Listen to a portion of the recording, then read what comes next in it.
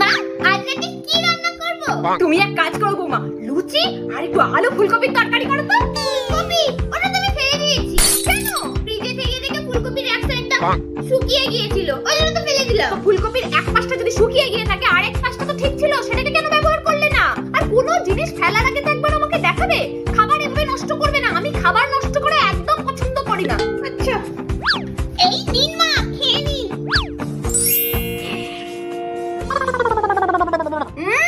ভালো হয়েছে বৌমা। কিন্তু এত দেরি হলো কেন?